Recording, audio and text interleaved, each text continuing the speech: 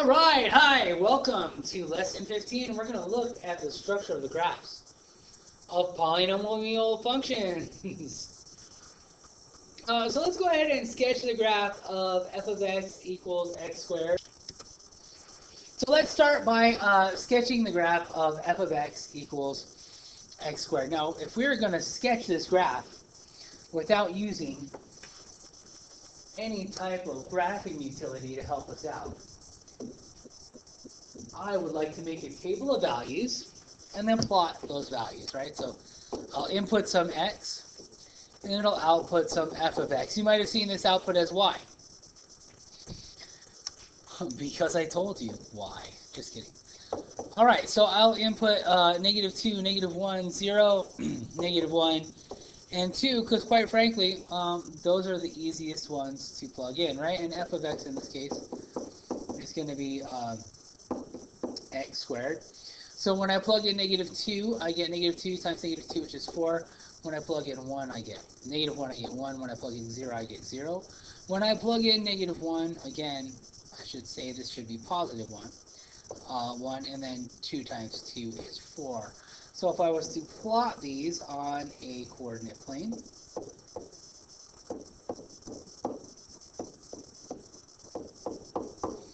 I have the point 0, 0. I have the point -1, 1. I have the point -2, 4. I have the point 1, 1. I have the point 2, 4. And then I can connect the dots, and just as we suspect, this should look like a parabola, right? Okay. So then, what do we think the graph of x to the 4th power should look like?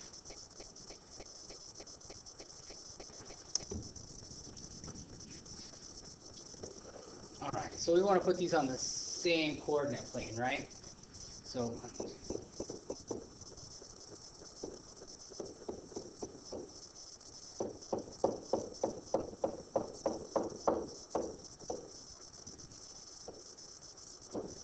alright, so again, we have our parabola,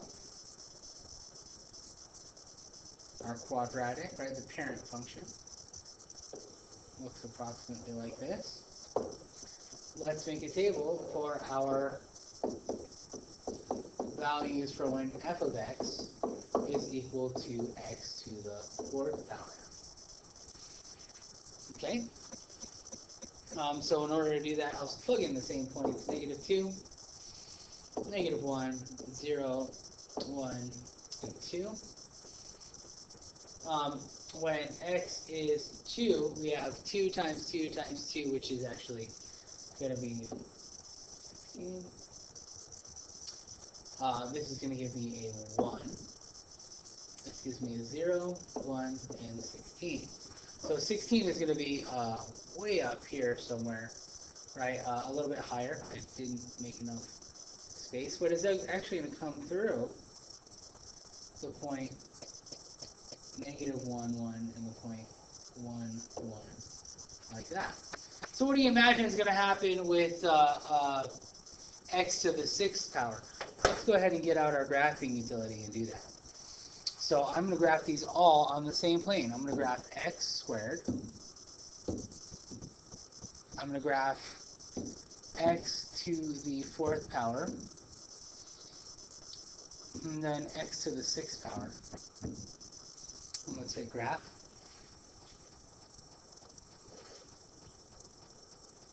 And there we go. Seems to be squeezing it.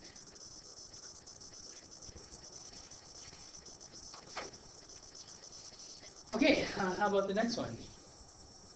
Let's look at x to the 3rd power, so, or x cubed.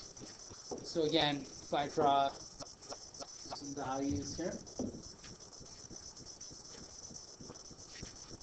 I have x that I input and it outputs f of x. So again, I'm going to try some very simple values first. And this is for f of x equals x cubed. Here we go. So when I input -2, f of -2, that's -2 times -2 times -2, which is going to be -8. When I input -1, -1 times -1 times -1 is -1, 0, 1, and then you can see that that's true as well. So let's go ahead and graph this thing.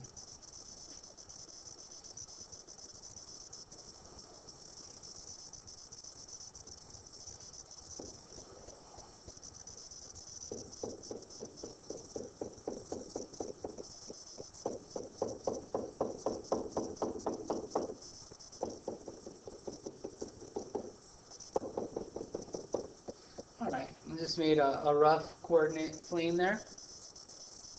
So we're at the point -2, -8, 1, 2. And then we also have the point -1, -1, the point 0, 0, crosses through the origin, the point 1, 1, and then we also have the point 2, 8. So it looks like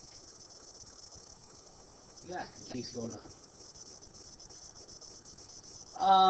So I think we should probably get out our graphing calculator to look at the values for x to the 5th, because if we start to the graph of x to the 5th, if we look at our input and output, right, when we input x, what output f of x is going to be. For f of x equals x to the 5th, we're going to get some really, really big values, right? So -2. So what is -2 to the 5th? We're going to wind up with -32. -1. Let's write these over here first. Here we go.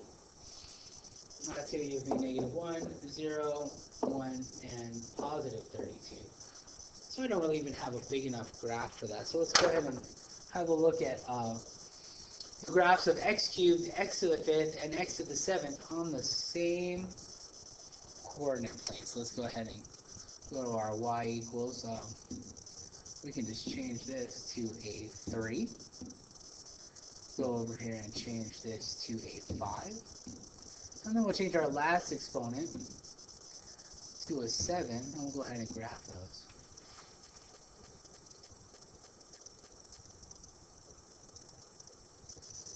And there they are. They look very, very similar. Very similar. Just as our even degreed polynomials did as well. So I think we're discovering something.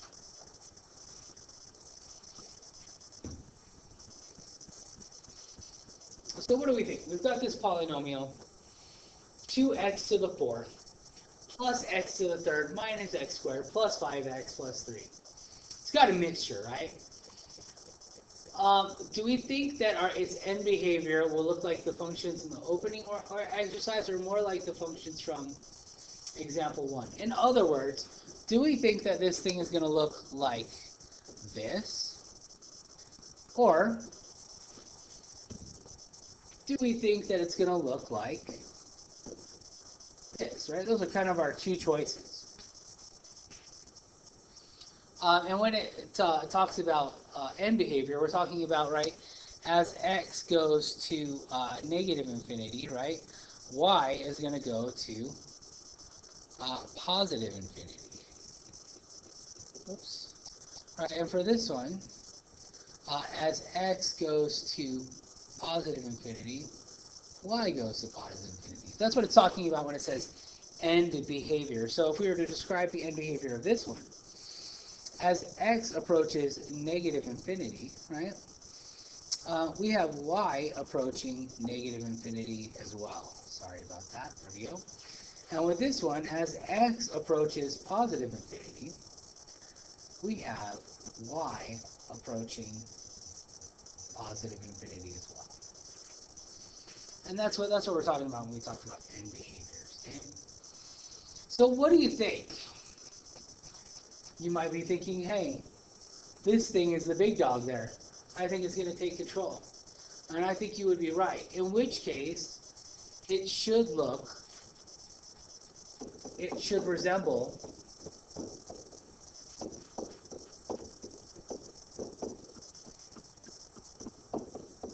f of x equals x squared. And let's check it out.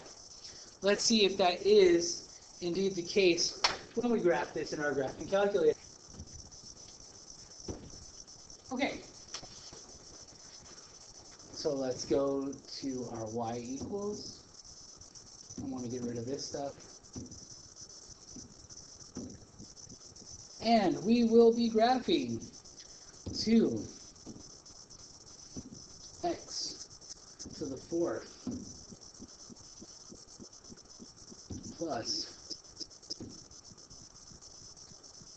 x to the 3rd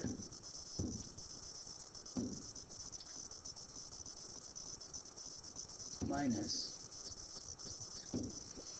x squared plus 5x plus 3. Let's see what it looks like.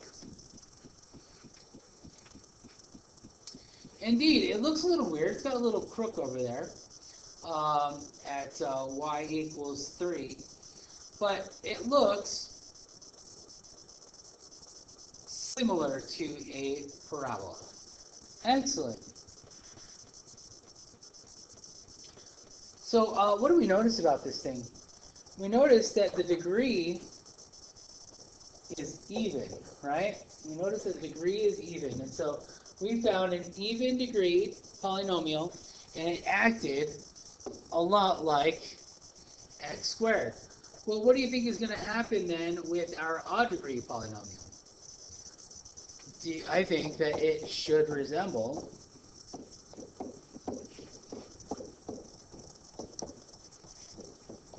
f of x equals x cubed. Let's go ahead and get out our handy dandy graphing calculator and graph it.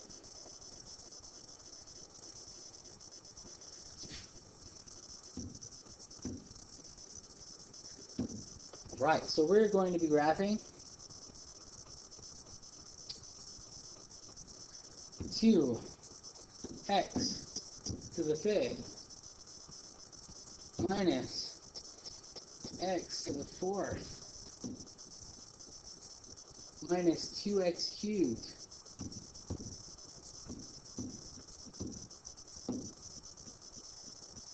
plus 4x squared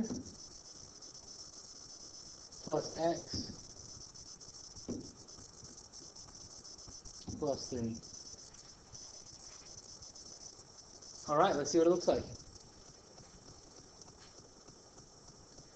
There it is. It looks very similar to the graph of f of x equals x cubed. And so it must be the case then, or it seems to be the case at this point, right, that because this guy right here is odd, right, it resembles the graph of f of x equals x cubed. All right.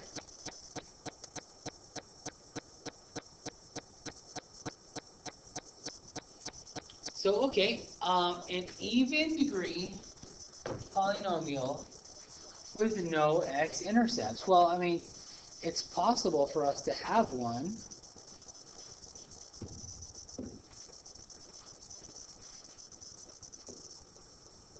just like that, right? No x-intercepts. How about, I can think of another one as well, right? What if the coefficient of x squared was negative, right? You remember that from Algebra 1. That if the leading coefficient is negative, it's going to flip that parabola. So, there we have it. Now, is it possible for us to sketch a graph of an odd degree polynomial function with no x-intercepts? Keeping in mind, right, that these things always have the end behavior, at least if the leading coefficient is positive, right? It's always going to have the end behavior that as x approaches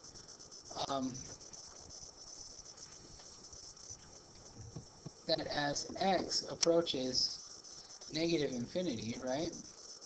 In other words, as x goes that way, we wind up with f of x approaching negative infinity as well. In other words, as x goes this direction, our y is going to go this direction. So if that's the case, is it possible for that thing to never touch the x-axis? No, right? Because they're always going to look like this. I could put it way over here, and it's got to touch, right? It could have some sort of a wacky whack thing. It could go, you know, no, it's not going to go like that. It could be kind of whack and go, it could go like this, right? It's always going to have to touch the x-axis. It's always going to have an x-intercept. So, you can't.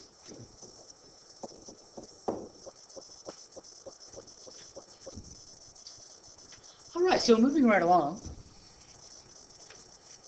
we have some data here. It's talking about how fast you go and the fuel economy for that particular speed. So this study was done in 1997. It's actually for car or light trucks at various speeds. Okay, so in other words, they had a car travel at 15 miles per hour, and they found that as it was going constantly at 15 miles per hour, the fuel economy was at 24.4 miles per gallon. Right? So we're going to plot the data using a graphing utility, and we got to decide which variable is the independent variable. Remember, your independent variable is going to be on your x-axis, your dependent variable on your y-axis. All right, so let's go ahead and do this. But I think I'm going to have our technology expert, Dr. Vladimov, come in here and help us out. Dr. Vladimov, you can come in. It's your turn now. Thank you very much. I am very excited to be here. Dr. Vladimov is my name, but I prefer you for call me Professor, please. I like to be called Professor more than Dr. Vladimov. And please never call me Mr. Okay, that's fine. So go ahead and get started. Show us how to put this into our calculator. Very nice. Well, so I mean, get that graphing utility. I call it calculator because I am not American, I guess. So I am going to first go ahead to get rid of this. That is fantastic. Okay, and then we are going to prepare to get going. Okay, so first what we need in order to graph this is to go to hit stat button. S-T-A-T, stat button. We'll go ahead and choose one for edit. If someone has been very messy person and has left things on your calculator, you are going to have to go up to L1 and hit clear and hit enter. And then you will have all free and clear place to put entry of table values. So I would like to put independent variables first. So I will hit 15, enter. 20, enter. I am only just putting the values from this table onto the table on my calculator. So I have 20, 25. You must be very careful not to skip anything, or else your graph will look very strange. 30, enter. 35, enter. 40, enter. Oh, I missed a 0. And then is 45, enter. 50, enter.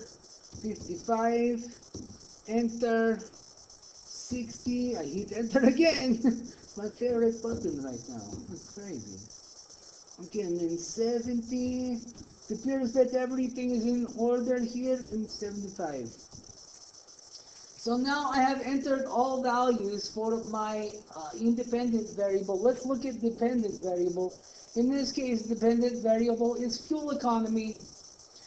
So it is very important that I make sure that 15 matches to 24.4.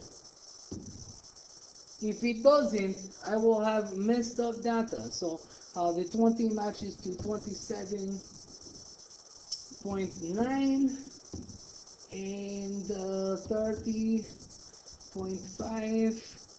31.7, and I will stop to make sure 30 matches to 31.7. That way, see, I found mistake.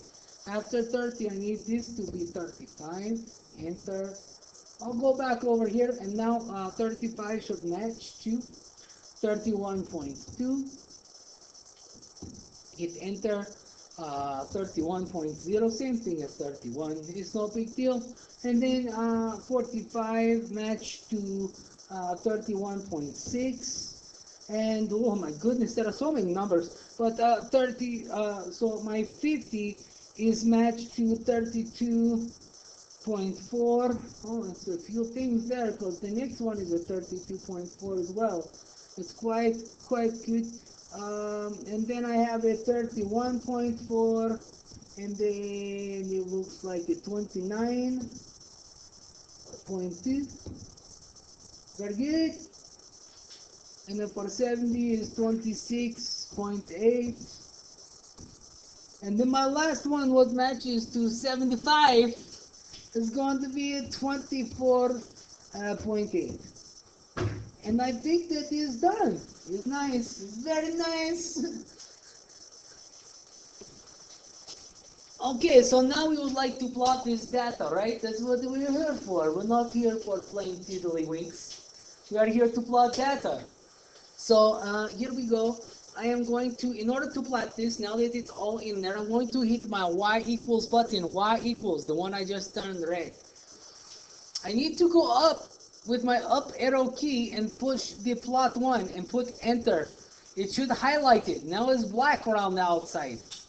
It's very nice. It looks good. I like the shading. I like the negative space. It's very nice.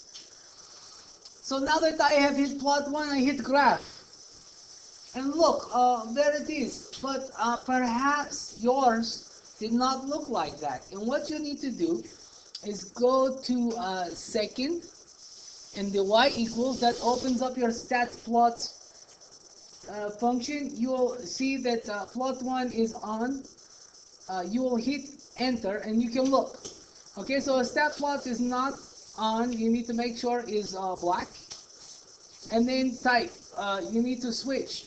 See, I'm able to switch. These are box plots. We do not want those things, or a histogram. We want a scatter plot, and that's what this is.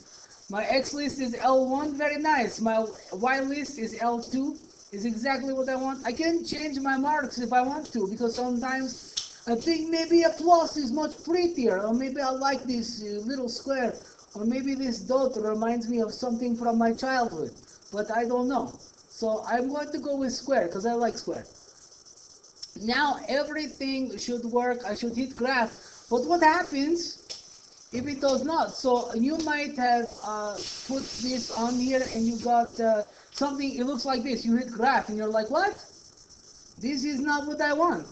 What you're going to do is you're going to hit zoom and then go to zoom stat. So you can go all the way down to 9,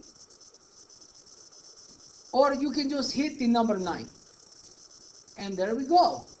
We have made this beautiful graph of this data for speed and fuel economy. In my country, it's very important to have good fuel economy.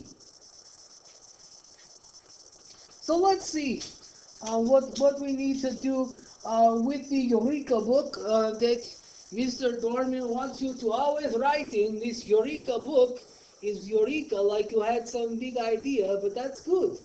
That's good. You should have a big idea. All right, so looks like we did. Professor Vladimir. I'm going to take over from here. Okay, thank you very much. You have a nice day. It's a good day for math. Bye. All right, so we plotted the data using a graphing utility. So what do you think about the data that the professor graphed? I think that it looked like it had an even degree, right? Remember, it looked like this, right? It had this kind of weird thing going on like that, right? If I was to try to model it using a curvilinear graph like that, right? That's just a special way to say it's a graph of a curved line.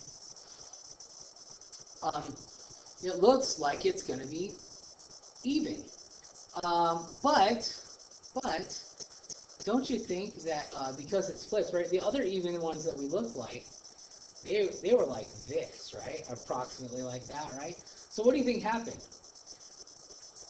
What do you think happened? And that's what we're asking down here. What do you think happened? I think that the leading coefficient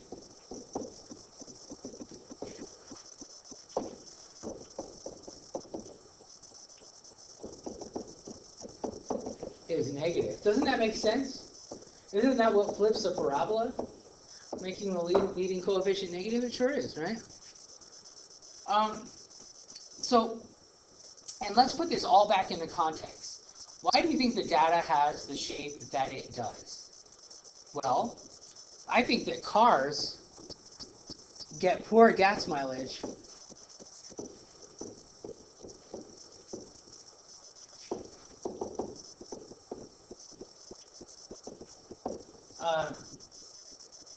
over two intervals, right? When they're going really slow, when they travel slowly,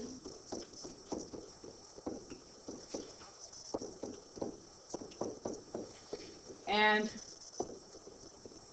when they travel quickly.